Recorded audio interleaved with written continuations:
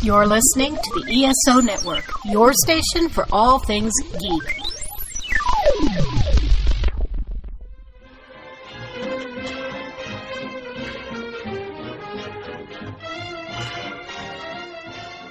Hello, world, and welcome to Tales from Hollywoodland, a veritable feast of movies, television, Broadway, showbiz stories, and even a little bit of news and gossip. With Julian Schlossberg, Arthur E. Friedman, Stephen J. Rubin, and I'm your announcer, fighting the joys of springtime pollen, Mike Faber. Today, we're looking at our favorite television shows. And now, here's Steve. Hi, guys. What a great topic. I mean, how many of us have spent most of our life looking at television? You know, there's all this Sturmendrang, or whatever you call that German word. Is that right, Julian? Sturmendrang? A Sturmendrang, yes. It's close enough, Steve. All that chaos involving kids today looking at their screens and doing nothing else. Well, I looked at that, what was essentially a little screen, and it got bigger every decade. Now I've got a 70-inch Sony, and I can pick out the whites of the eyes of those redcoats coming up the mountain. But television was always a big deal for me. I'm curious with you guys what your earliest television memory is. I'll tell you mine. I remember wandering into the living room. I was 8 years old, and my parents had the Twilight Zone on television. Now, this was way past my bedtime. It's an episode called The Silence. It was about a private club where this ex-Army veteran is really pissed off because this club member won't stop talking. He has diarrhea of the mouth. He's trying to sell insurance. So he finally bets the guy, I'll give you $500,000 if you don't talk for a whole year. And they put him in the basement in a glass cage with microphones. And I took one look at that episode and I ran into my bedroom. The idea of not talking for a year scared the living bejesus out of me. One of my earliest TV memories. I think Arthur and I grew up on radio initially. So when television came in, it was unbelievable. We couldn't believe it. That in our home, we could see these kind of shows. And Milton Berle was the man. Milton Berle was Mr. Television. Tuesday night, 8 o'clock, you were home. Hotels, nightclubs, or movie theaters, they even closed down because nobody was leaving their home. So I think the earliest for me would be that, the Howdy Doody show, and Rudy Kazootie. Don't forget Rudy Kazootie. Who's the leader of the club that's made for you and me? That was Mickey. But by that time, I think Arthur and I were too old for Mickey Mouse. Julian, we are the men from Texaco. We work from Maine to Mexico. Nothing like this Texaco of ours. Our show tonight is powerful. We'll wow you with an hour full of house from a house full of stars. We're the merry Texaco men. Tonight we may be showmen. Tomorrow we'll be servicing your car. Great. I got to meet, because I hung around Milton Berle, I actually got to meet the man who wrote that song, named Buddy Arnold, who was one of Milton's closest friends. And Buddy Arnold always complained that he had a partner who wrote the song with him.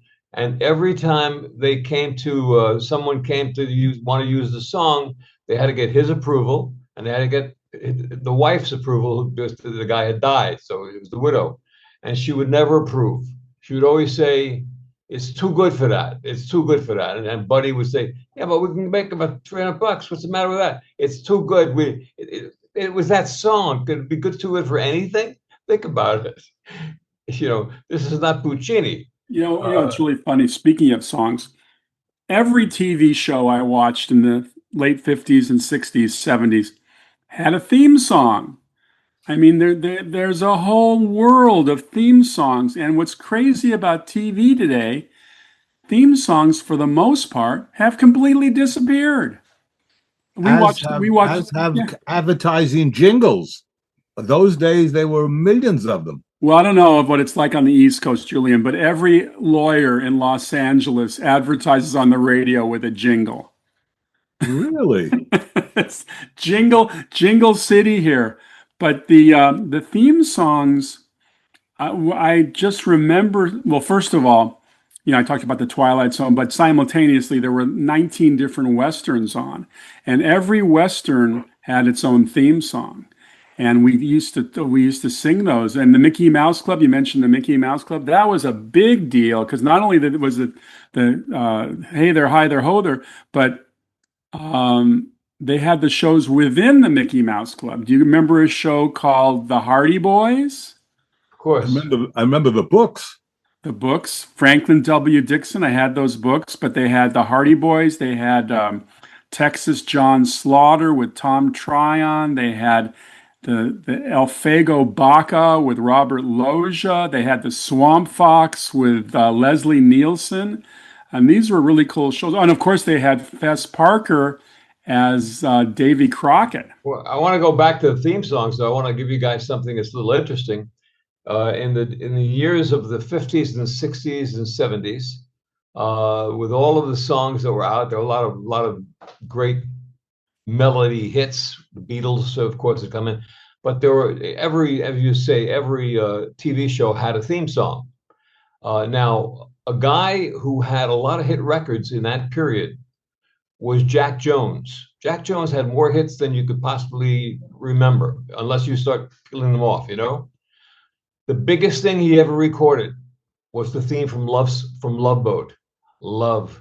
Da, da, da, da, da. Oh, yeah. That was the biggest thing he ever did, and he had major hits. Hey, little girl, put your life on my shoulder. Da, da, da. He had hits. But that was whenever he played nightclubs or worked cruises or stuff, that was the one song they had to use. That was his Mac the Knife. It's interesting too because when you take Princess Cruises, that they actually, when they leave port and they blow the horn, it's in the tune to the Love Boat theme. Yeah, big theme. It is. That's huge. a lot of hot air, Mike. That's a lot of hot air. Oh, trust me, I know. What about I Love Lucy, guys? Were you guys fans of I Love Lucy? That was, for me, the first sitcom. Absolutely. Yeah. My mother was addicted. What was amazing to me, my mother was an extraordinarily intelligent woman, and she graduated high school at 15, college at 19. She had a master's, and she thought all of television was ridiculous, but she liked I Love Lucy. That was so interesting to me. I said, how come? She's cute. Well, of course, if you ever knew Lucy, she was the last thing you'd call cute. Well, but their theme song as well was one of those theme songs that just worked. That whole show worked. Yeah. These theme songs played all over the place in our house. There was a time, and this is a time that's long past, where I was a student in high school, and I could give you the prime time lineup from Monday through Sunday. I knew it by heart. I knew exactly when my favorite shows are. Talk about appointment television. For me, one of the great shows was 7:30 Tuesday nights, starting in '62, a show called Combat. Vic Morrow, Rick Jason.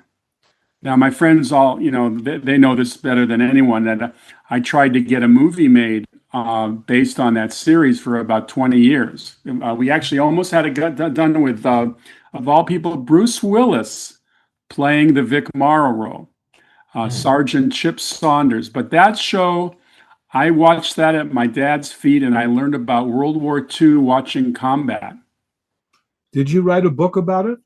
Well, I wrote a book my first book out of college was called Combat Films, but I did not write a book about the TV series. Actually, a friend of ours wrote the Combat book. It's a very good book too. But that show, Vic Morrow, who was on that show, and was the star of that show, as you say, with Rick Jason, had a daughter, and she became an actress. Her name was Jennifer Jason Lee. The Jason part was named for Rick Jason. There you go. There you go. It was a hit show. Hey guys, when you look at the numbers Of course, what happened when Julian mentions the Milton Berle, what also happened with Milton Berle was because of his popularity in 1948, he sold millions of TV sets. It was the main reason why people were buying TV. They had to watch the Milton Berle show. So when you got to the I Love Lucy's in the early 50s, these shows were being seen by like 20, 30, 40 million people a week. So the advertisers were getting big bang for their buck. They were selling cigarettes. In those days, they were allowed to do that. But today, if a show gets 4 million people watching, it's a hit. 8 million is big. Also, they would shoot 38, 40 episodes a season. 39 and 13, Steve. 39. 39, 13. But you know what was so amazing? The network CBS did not want Desi Arnaz to be the husband on the show. They didn't because he was want Cuban. Hispanic person at all. And she said, "You don't get him, you don't get me." That's that. Good for her. He became a great innovator. It was his idea to do it in front of an audience. It was his idea, 3 cameras, to have that. He was a real innovator and not just a Mr. Lucille Ball. Well, you know what's a shocker, guys, as far as Lucy's concerned? If you unless you really know, if you're in the movie business, you kind of know, the history of a lot of the stuff. She was in God knows how many movies before that thing ever happened. And that's when she became a star through I Love Lucy. She was not a star. She was in a lot of not B movies. She was a featured player. She was a featured player, but you wouldn't have necessarily. But then here comes that television show, and whammo, she becomes Lucille Ball. She becomes Lucy. Great show. I loved was the Mary Tyler Moore Show. I thought that show was perfection. Great cast, everything about it. Another great theme song, by the way. Yeah, that's right. You can turn the world on with a smile. Just you throw it. Every once in a while on television, something would break through that became enormous. One of that was these guys, Rowan and Martin. Rowan and Martin's Laugh-In became gigantic. It was huge. It was the #1 show on television. 2 guys who were at best second-rate guys in comics, Dan Rowan and Martin, but amazing how that happened. The other incredible breakthrough was Phil Silvers in Sergeant Bilko, You'll Never Get Rich. Great show. It was unbelievable when this show came on, and it became this gigantic show. Every once in a while, you'd get a comedy like the 2 I just mentioned that just broke through. And of course, our time now, it was Seinfeld. I mean, nothing was as big as Seinfeld. A show that still works on every level for me. I just hysterically funny. When I take my walk on Sunday with my 2 high school buddies, we're always talking about, did you see that episode? It's like a very funny show, and a show that did not do well at first and was in danger of going off the air. I think it was originally debuted as the Seinfeld Chronicles. And then they shortened it to Seinfeld. And the show started out initially with him doing a stand-up for an opening couple of minutes, and then they went into the episode. Then they got rid of that. Right. They went right to the episode. But when you talk in terms of Seinfeld and you talk about the library cop or you talk about shrinkage, there are certain words, if you're a Seinfeld fan, that just make you just to start laughing. It's no soup for you. That's right. What do you say if the initial impact shows came out of the 1950s, early, mid to late, because that's when television just took off and people bought millions of sets. So you had these comedies, you had situation comedies. Lucille Ball was one, certainly. I Love Lucy. Nothing was bigger than that, but there were others. Bilko was great. Along Jack Benny, Burns and Allen. Yeah, you had Jack Benny, of course. You had the Colgate Comedy Hour. You had these were magical things that were drawing like 40, 50 million people a week watching these shows. And then you had at that time in the 50s, you had big westerns.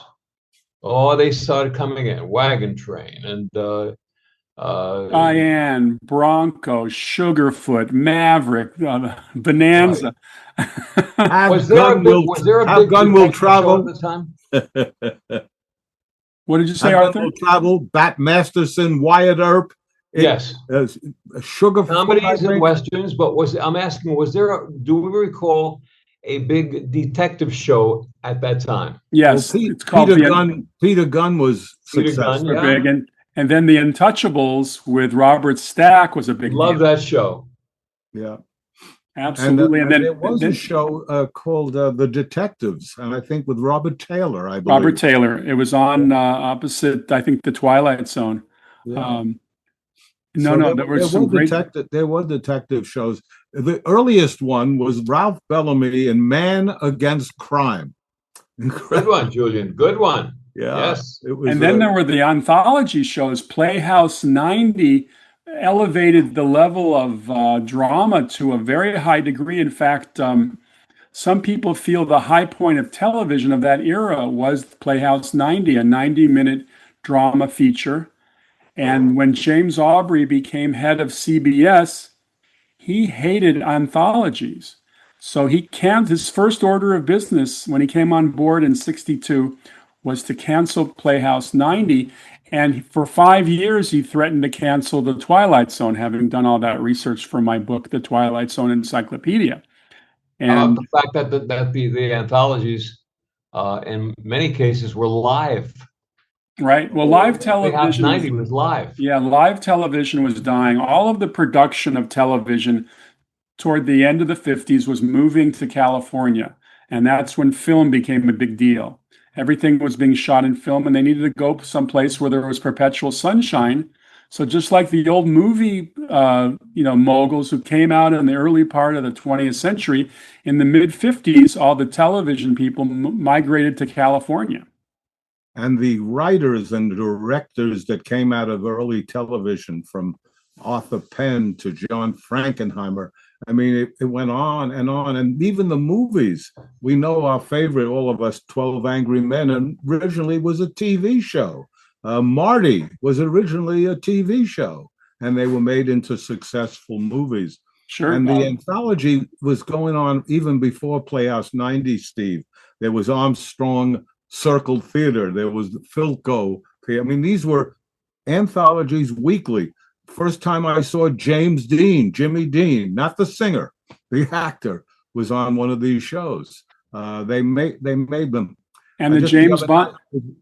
Go ahead. And the James Bond series began with a television version of Casino Royale, 1954. Barry Nelson played James Bond as an American, which was controversial at the time. Live television. It looks kind of amateurish today, but if for trivia buffs, the first James Bond was not Sean Connery. It was Barry Nelson. So let me just say this here, guys, that I think will interest our listeners. But as I've mentioned before, Milton Berle became part of our extended family when we were living in LA. There's a whole story about how that happened and all that. But of course, I asked Milton questions. Julie and I always talk about, interviewing people, asking interesting questions. I asked Milton, what the hell was it like when that thing became the biggest thing that was happening in America? 1948. And his answer was as follows. First of all, in order to do that show, he was making in nightclubs $25,000 a week in the 1940s. He was that big. We understand that, right, Jules? Oh, yeah, absolutely. Yeah.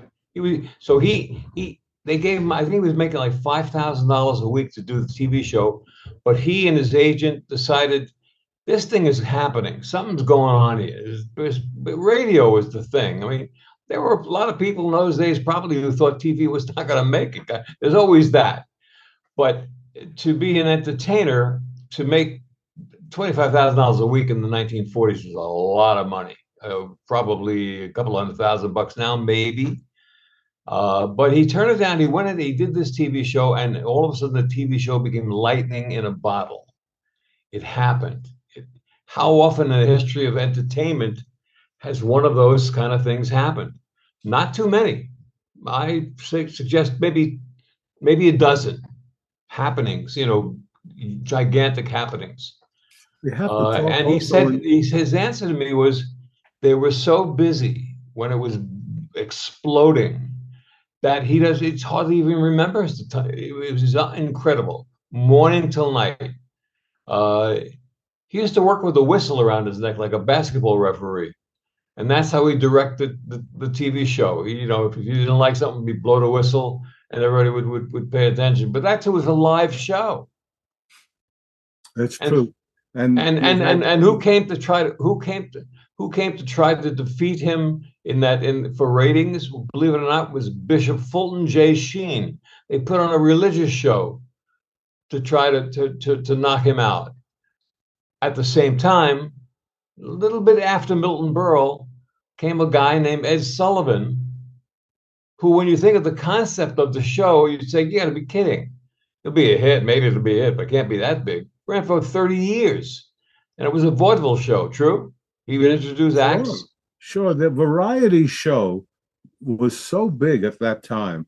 You had Perry Como, you had your guy Eddie Fisher, you had Andy Williams, you had so many.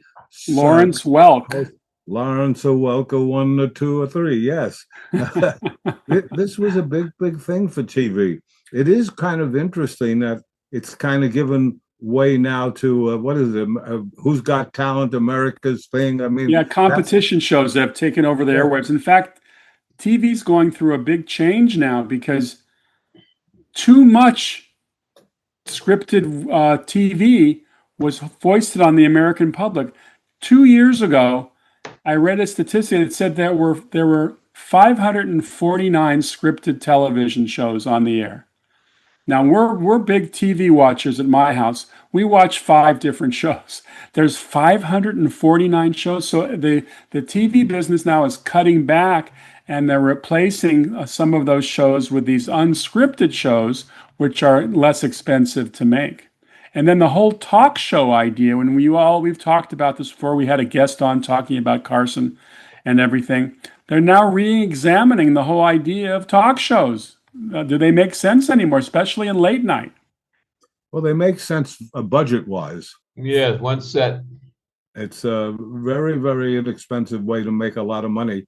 And NBC, because of Pat Weaver, who knows who Pat Weaver was? Sigourney's father. But right. He was the man who came up with Tonight Show, the Today Show, and a show with Arlene Francis called Home. And after kind of a morning show for housewives. But he was a real innovator. I got to know him. He was a wonderful guy, just a really good guy. Now, did he do it? He invented the Today Show and the Tonight Show, correct? I didn't hear that off. He invented the Today Show with Dave Garroway, I believe. Yeah, Dave Garroway, Jack LaScully. Yeah. Julian, Barbara Walters got started there too. Julian, you're very close with Elaine May and certainly knew Mike Nichols very well. Did they ever venture into TV? They only ventured in as guests. They were on Dinah Shore. They were on Jack Parr. They were on Steve Allen. They were offered their own show. They didn't want to do it. No, they were nightclubs and then theater, and then both of them went to film. You know, I mentioned one of my earliest memories was Rod Serling's Twilight Zone, but also Saturday morning cartoons. That was a big deal for me. I mean, that was when there was no school. You turned on the TV at 8 o'clock in the morning and you were there literally all day. Mighty Mouse, Superman, the live action Superman with George Reeves was a big deal. With ketchup on his uniform. Steve, you know something? You were really like an encyclopedia of Rod Serling. I have a question for you. Was he aware? Did any of his doctors ever say to him, "By the way, you're killing yourself with these cigarettes"? Because he was a chain smoker, as I understand it. He was the chain smoker of all chain smokers. He was never seen without a cigarette. He came out of World War II a very damaged individual. He was a paratrooper in the Philippines.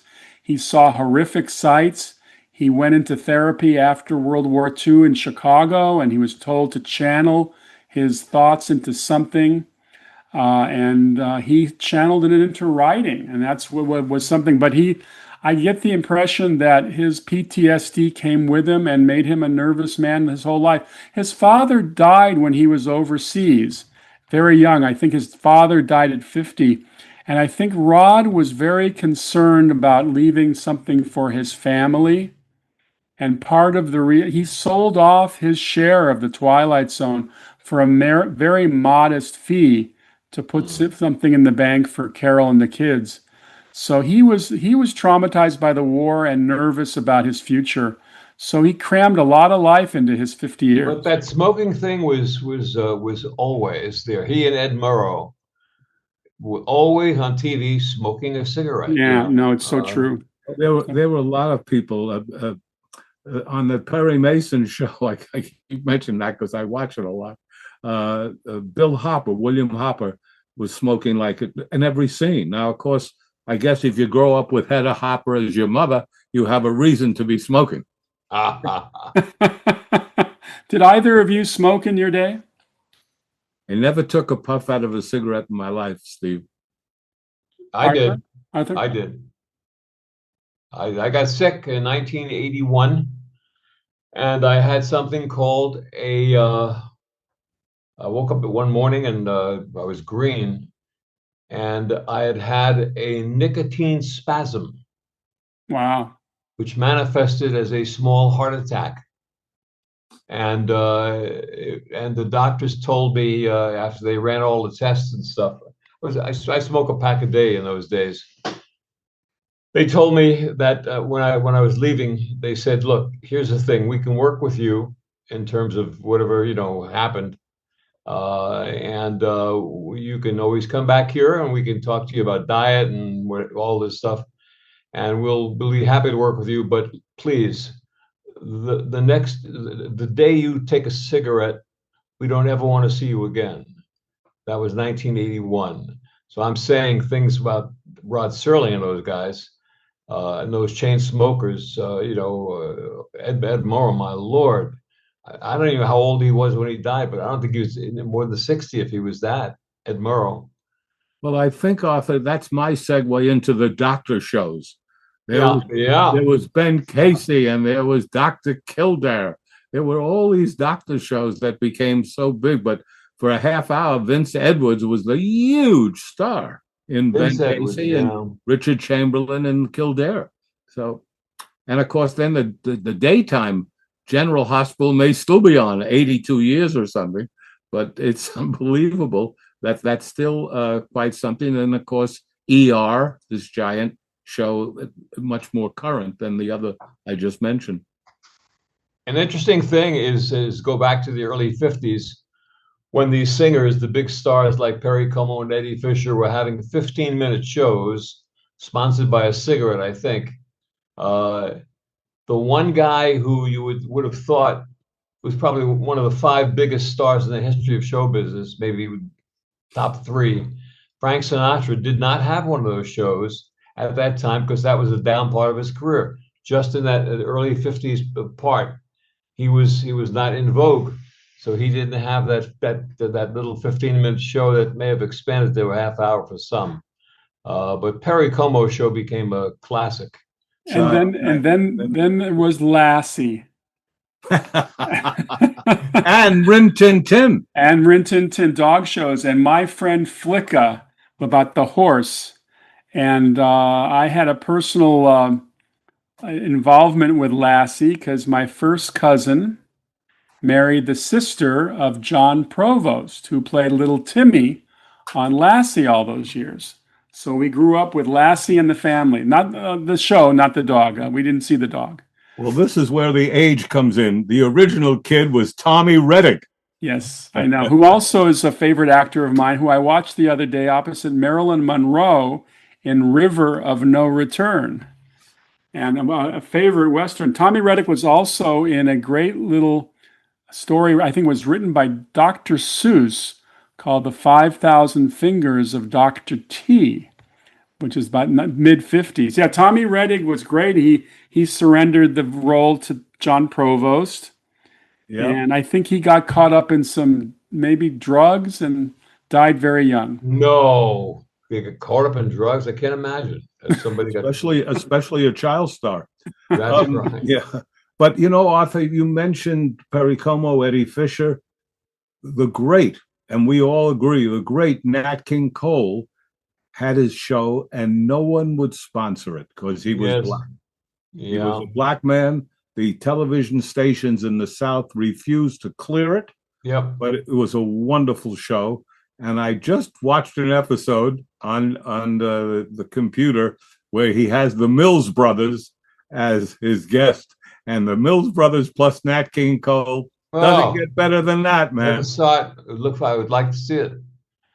Mills Brothers and Nat King Cole. Holy mackerel. Yeah. I'm going to mention another favorite show of mine from the 60s. Was a staple on Friday nights. Diana Rigg and Patrick McNee in The Avengers. And if you were a teenager watching television in the late 60s and Diana Rigg came on in that leather suit of hers, you were just mouth open the whole time. Early Catwoman. Catsuit. But a very clever British show. And that was an import. That was a British series. And I think probably inspired by the success of the James Bond movies. And the James Bond movies, as you know, a favorite subject of mine, inspired a lot of shows. Mel Brooks and Buck Henry did Get Smart.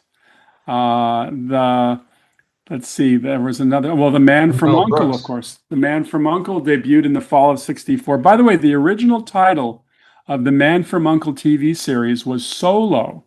The lead character played by Robert Vaughn was Napoleon Solo.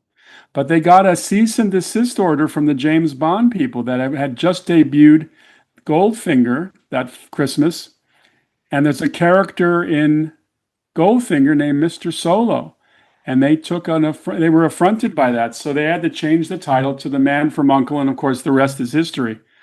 One of the great shows. Originally, remember the Jerry Goldsmith music, that opening, great show. I talked earlier about breakthrough shows. I'm going to bring up the one that knocked America right on its backside. Archie Bunker, All in the Family. Yeah. Sure. What that did. No one could believe it. No one could believe that you'd have a racist lead on a show. And it was Norman Lear and that guts that he had. He was a gutsy producer who said, this is going to work. This will work. Carol O'Connor, who played the lead, was a Shakespearean actor, now playing this guy. And we know Rob Reiner came from that show, and Gene Stapleton. That was when now? We're talking about mid-70s? Early 70s, I think. Yeah. Early 70s? Yeah. And of course, you had these shows like Sanford and Son and Chico and the Man. I mean, these were very, very big comedy shows. And it's kind of interesting that I guess there's some now. I don't watch them, so I don't know. But they're not the same writings, that's for sure. Well, there's a whole network called Black Entertainment Television, too. I mean, everything is now representing everybody. You hear these sad stories about black entertainers who weren't even allowed to stay in the hotel where the show was taking place. It's very sad state of affairs. The other area of game shows was an area I was particularly fond of watching game shows as a youth. In fact, one of our favorites was Concentration, where those windows would open and you had to remember where they were, and then Password. And they're all back, Steve. I know many of them are back. They're bringing them back. And then there was the scandal $64,000 question and the $64,000 challenge. And Arthur was involved in a movie called Quiz Show that kind of depicted it beautifully. Redford directed it. Really a great movie. I actually worked for Jack Barry and Dan Enright. I worked on when they brought a show in the 70s called The Joker's Wild to TV, and I was a contestant on that show. And I won my game. It's a long, long story. I won't bore you with it tonight, but I got into the actually show business as a question writer on that show after I'd been on the show. I became a question writer on The Joker's Wild. Good one. You are wild, and you are a joker, so it makes sense. I love it. There was a time while I was working with the Redford On quiz show, as his consultant for theatrical distribution and marketing, what have you, getting calls from Dan Enright's son that he was complaining, and the whole thing was, do we want to get an attorney involved and what have you? Anyway, Bob asked me, he said, do me a favor, call this guy and try to talk to him and blah, blah, blah. So I did. I called his son. And I said, what seems to be the problem? You keep calling, and he says, well, the problem is that there's a lot of stuff that's not factual in the quiz show. There were these meetings depicted, and this never happened, that happened. And I just said to him, as nice as I possibly could, I said, this is not a documentary. This is a movie. Certain liberties are taken. Of course, you have to fill 120 minutes. But I only have one question for you in the nicest way possible. Did your dad rig the quiz show? And he says, yes, he did. And I said, well, that's about it. It's a movie's a movie, but the basis of it is based on the fact that the show was rigged. I got to tell you something. Being a viewer of those shows, as were hundreds of millions of Americans probably, Julian, I'm sure yourself and family included, I never thought it was rigged. I never even gave it a thought. Did you?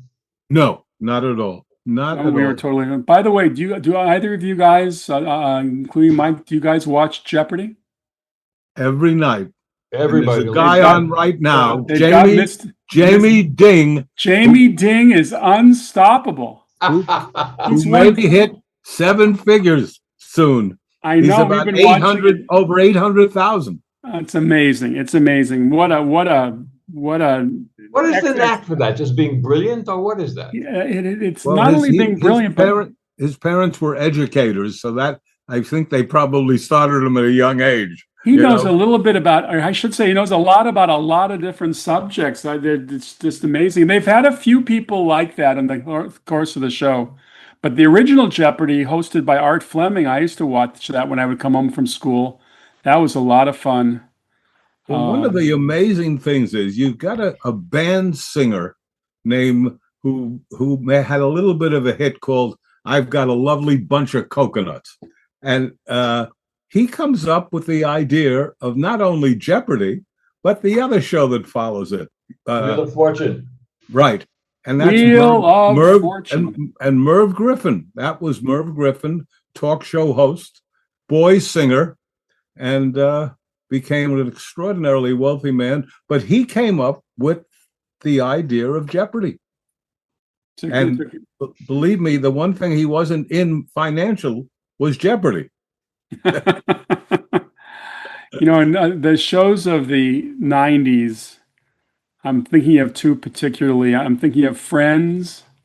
Friends is a huge syndicated hit that just goes on forever. And a funny show. Comedy shows, my sense is that comedy, and we've been railing about this for a while, particularly in movies, but television comedy is nowhere near what it used to be. Some of the funniest shows, by the way, are animated. Have you ever guys watched an episode of Family Guy? No, I haven't. Family Guy is a very funny show. Mike, you know Family Guy. Of course I do. Of course. How about The Simpsons? The Simpsons, which have been on over probably close to over 30 years now. Yeah. Joe Mantegna said 34 years he's been Fat Tony. Mm-hmm. Is that right? Yep. Yeah. So, living. That's Jim Brooks. Yeah. I mean, right. But then you also have South Park, you have Bob's Burgers, you have American Dad, you have Futurama, you have all these Morton, all these different shows. And it's just amazing how much animation in prime time has become popular. We were talking about theme songs earlier. I'll tell you, there's not words, but when the theme from Mission Impossible would come Oh, on, that fantastic. that was fantastic. And talk about wrapping up a show in an hour that just keeps you on the edge of your edge of your feet. It was such a great show with that original cast: Peter Graves, Martin Well, Landau. well, Peter Graves was not the original, if you remember. That's He right. There was somebody else. he came in on the second season of Who was Mission the original, Impossible. Mike? Oh, Mission Yeah, Impossible. I was at a Royce Hall at UCLA as a guest watching a celebration of Henry Mancini, and they had the full orchestra of UCLA with his arraignment, of course, playing his various themes. The one from Peter Gunn, dun dun dun dun dun dun dun. Dun. I'm gonna here to tell you guys, it Yeah, was incredible to hear that with a full orchestra, yeah, and so that's coming at Peter Gunn yeah. was 50s or 60s. It was hmm 50s. Stephen Hill Yeah, was the original Mission Impossible. Stephen Hill was one of the greatest one of the greatest actors that ever lived, but he was an Orthodox Jew and would not shoot on Friday night or Saturday all day, which did not endear him to many producers. So he never became the star he deserved. He's as good as actor that I've ever seen. I agree with you. Yep. Great work, great work. He was in a movie that didn't hit, but I loved it. And one of the things I loved about it was the theme song called "It's My Turn" with Jill Clayburgh and Michael Douglas. Right. He played her father, I believe, which is what he played, father. How many major actors who we know from the movies started their days on television? And we've done shows on this, but We've done that. Yeah. I'm always Most. reminded of Steve McQueen coming out of Wanted Dead or Alive. And that, it's funny because Clint. Clint Eastwood on Rawhide, exactly. Yeah. Charles Bronson, Man with a Camera. Right. No, it's an amazing breeding ground, as I said earlier, for writers and directors, and clearly for actors.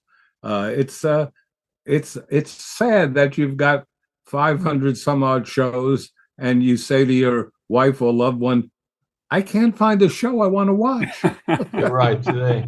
We started watching a series last week, which it was an old series. I didn't realize it ran for, I think, 5 years, called Pole Dark. Do you know Pole Dark?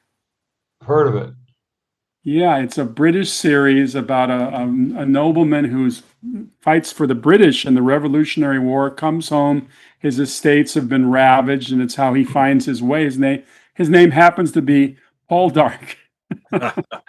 Well, when you look at the great comedy shows right from the beginning, you rarely have one person.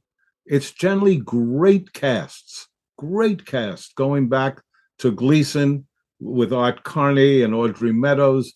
And Arthur mentioned Mary Tyler Moore. What a group of people with Ed Asner and Ted Knight and Gavin MacLeod. And it goes Dick Van Dyke with Maury Amsterdam and Richard Deegan. Rosemary, yeah. The Ted Knight character in Mary Tyler Moore was as funny as any character I've ever seen. Yeah, he was. He gave egomaniacal a new meaning. Right. Ed Asner is interviewing Mary Tyler Moore, and he said, kid, you've got spunk. Yes. And he says, I hate spunk. I don't. That's right. Well, I'll tell you this: if you see the show of Chuckles the Clown dying, oh God, one of the great at the funeral, that is instant laughter. If you're in a bad mood, if you're miserable, you're unhappy, just find it on YouTube, put it on. When she starts laughing, that's the most contagious thing I've ever seen in terms of laughter. But it works. Chuckle got stomped on by an elephant or something. Now you mentioned that Milton Berle would attract 30 million people. We're lucky if we get 4 today. But what about those ending shows that went crazy? Who killed JR? Dallas, and the ending of MASH, the last episode of MASH. People tuned in. Oh well, MASH was such a giant hit, and Ring Lardner, who actually wrote the movie, had nothing to do with the TV series, and of course was really outraged at the huge success it had. And of course, Larry Gelbart was the man who put it together for television. So true, so true. Yeah, military shows. Since I had an fondness for military shows, not only combat, but I watched Quinn Martin had some interesting shows on the air. Quinn Martin had a series called 12 O'Clock High, inspired by the movie. And then, of course, and Quinn Martin. The Fugitive, which was huge. Richard Kimball. Yeah. It's made into a terrific movie, by the way. Was that David Jansen? David Jansen, and Harrison Ford was in. It's one of the few remakes or retoolings that really worked on every level. You know what we haven't mentioned talking about great television shows, guys? The TV specials in terms of the quality.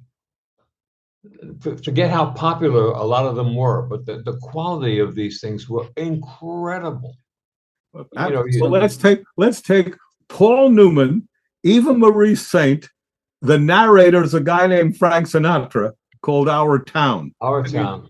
And that's where Love and Marriage came from. Sammy Cahn and Jimmy Van Heusen wrote those songs. Right. There you go. Mike, we cut you off. What did you say? What were you about to say earlier? Oh, all I was going to say was, the original Fugitive, which, I watched years later because I wasn't alive yet when it aired. Basically, that was the most watched television show in the history of television at that point until the final episode of MASH. It was just interesting. So, it was just, it was just interesting that they did that. A show called Your Show of Shows.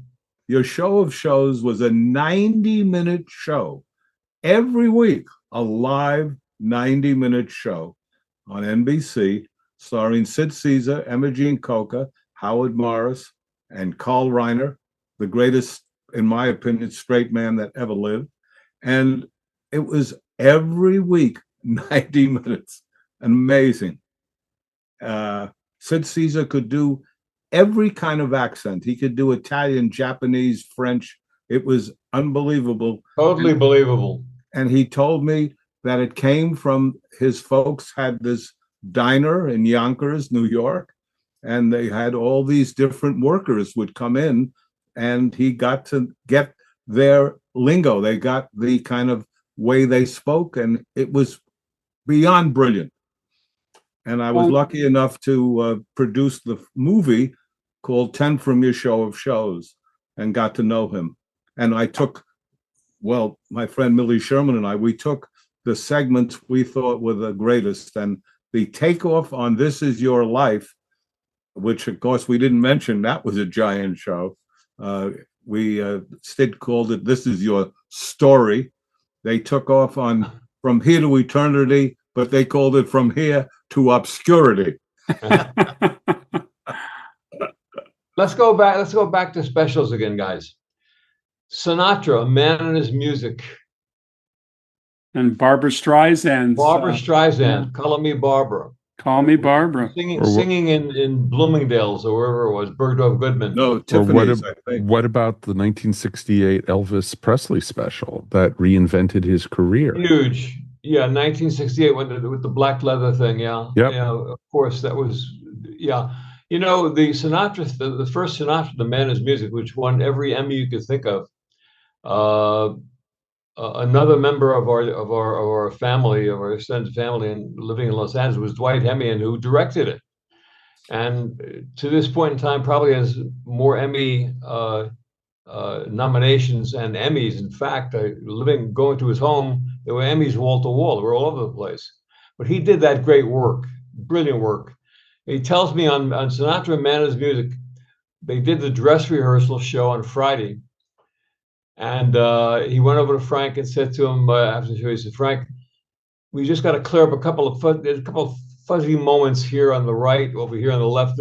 So, tomorrow we'll take care of it. And Frank said, there's no tomorrow. What we just did is the show. That's it. Yeah. So that was the dress rehearsal won the Emmy.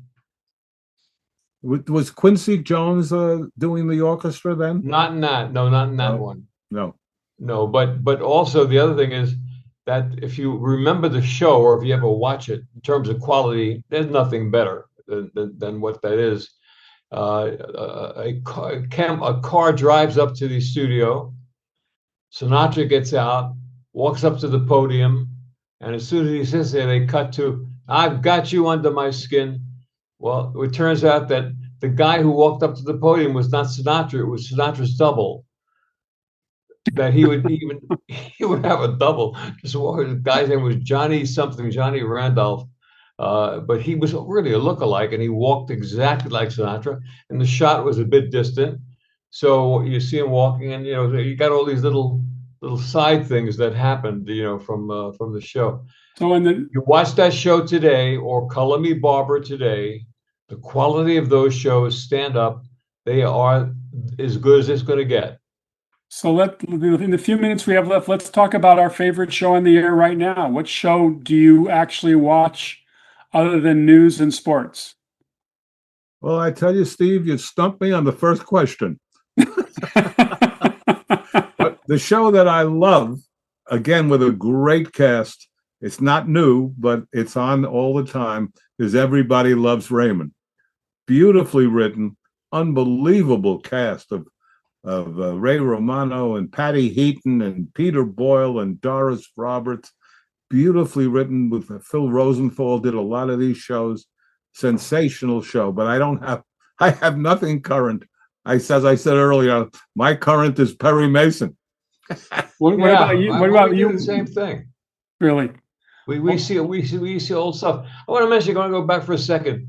Talk about jingles. In my early show business days, my struggles, everybody who's ever struggled in show business, which is everybody, always had odd jobs. There was things you had to do, a waiter or a busboy. One of my odd jobs was being a jingle singer.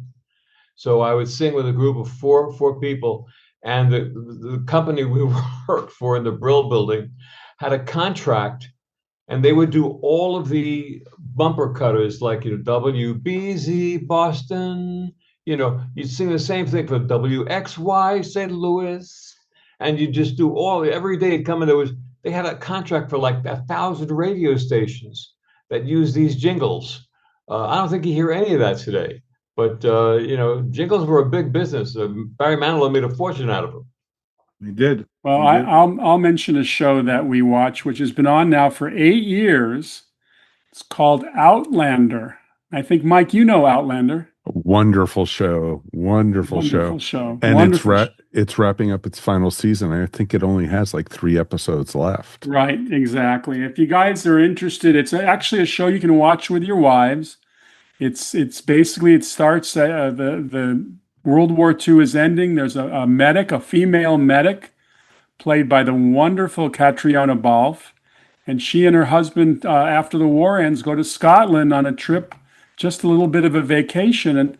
And during one course of the story, she wanders up to these Stonehenge-type monuments and taps on them and falls through the stone and winds up in 18th century Scotland. Ooh. And so it's a story. My wife was so excited about these stories because she read the books, and the show has such a following with a huge female audience who've read the books, and they're still creating the books.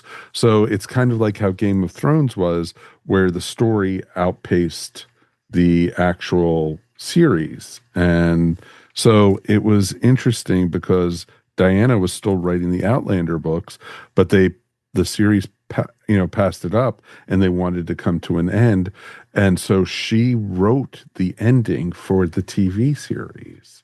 So she had full control over it, and so it's just an amazing series. Where can it be seen, guys? It's on the Starz channel. Starz. You could also watch the early seasons on Netflix and Amazon. So it's very available. Two shows I'll bring up real quick. Judy and I just got done watching the first season of The Pit, which is great show. Amazing medical drama. Big hit. It's wonderful. It's 15 episodes per season, and each episode is an hour inside the emergency room. It's all takes place in one day, and it is just wonderful. And Noah What makes it Wiley, different than, let's say, ER, Mike? it is basically the sequel to ER. It is basically the same feel, the same pace as ER, but this is all in one day. ER was over multiple, months and such. It's gritty, Arthur. It's grittier. It's very visceral. When you walk in to do an operation in the ER, you're right there. Sometimes it's a little too gritty, but the cast, you've got 19 unknowns and Noah Wiley, and they are marvelous together. Absolutely. Big hit. It Big is. hit. It's huge, and then on top of it, it's wonderful because they go sometimes into the waiting area, where people are waiting to be called back. Watch these people, because a lot of these people you're going to see maybe 6 episodes from now, because they're waiting in the waiting room for 6 hours to be seen and everything. And it's just amazing. The other the show we've been watching is this one show that is called For All Mankind, which is a show on Apple TV, and it is an alternate take on what if Russia would have won the space race and got to the moon before the United States. And it goes on from there, and the space race pretty much continues. It doesn't end because Russia gives up on, going to the moon. And it's just wonderfully acted, and it's one of the best shows on TV right now. I had a friend of mine ask me a question the other day, maybe we can answer. And he said that with all the viewing he and his wife does, why are they constantly seeing the names of Taylor, what's his name? Taylor Sheridan. Taylor Sheridan and David Glasser is mentioned as well. How good is Landman? How good is Yellowstone? I haven't seen them. Landmine is one of the best shows on the air. I can't say enough superlatives about Landman. Billy Bob Thornton is simply wonderful. What a role for him. And Yellowstone with Kevin Costner is certainly worth watching. And now they're bringing back, not bringing back, but they're doing one of the first offshoots of it. It's going to be called Dutton Ranch, I believe. I think so. Yeah, with Beth and her husband, that marvelous English actress Kelly O'Reilly, maybe. She's just incredible. So now we're gonna hand over the show to Mike Faber, because it's that time. Oh boy, it's time for me to say my stunning, riveting stuff at the end of the show, as always. You've reached the end of this episode of the Tales from Hollywoodland podcast. As always, remember, we couldn't do this without you. We want to hear from you, so please write us anytime at talesfromhollywoodland@gmail.com. Remember, you could find us wherever fine podcasts are found, and now you can find us up on YouTube, of course. If you made it this far into the episode, why not subscribe and give us a thumbs up? Or if you're listening to us, please give us 5 stars and leave us a review. We would really appreciate it. If you're on social media, please follow us up on Instagram and Facebook. Before we get out of here, let's check with Julian, see what's happening over on his show this week. This week is part 2 of Joe Montano. I mentioned earlier, 34 years as the voice of Fat Tony on The Simpsons, and Criminal Minds, the #1 on the call sheet for Criminal Minds for 19 years. But my favorite we talk about is a movie he made called Searching for Bobby Fischer.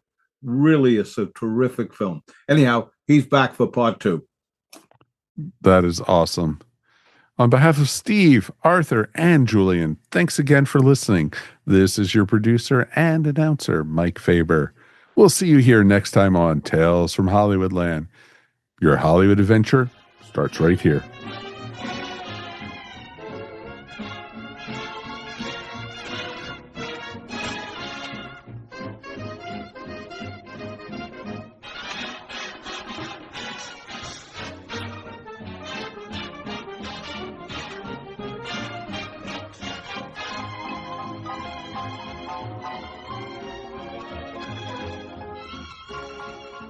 Ever wondered what the universe tastes like? Or why your best ideas hit at 2 a.m. over a slice of pizza? Welcome to the Cosmic Pizza Podcast, where science, pop culture, and curiosity collide. 4 co-hosts, 4 perspectives, and 0 boring conversations. We explore everything from sci-fi TV shows to films from each decade. From conspiracy theories to our favorite foods.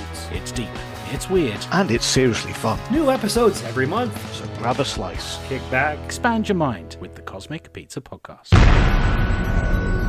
This has been a broadcast of the ESO Network. Be part of the crew and help support our shows by donating to our ESO Patreon or by shopping at the TeePublic store, which can all be found at www.esonetwork.com. The ESO Network, your station for all things geek.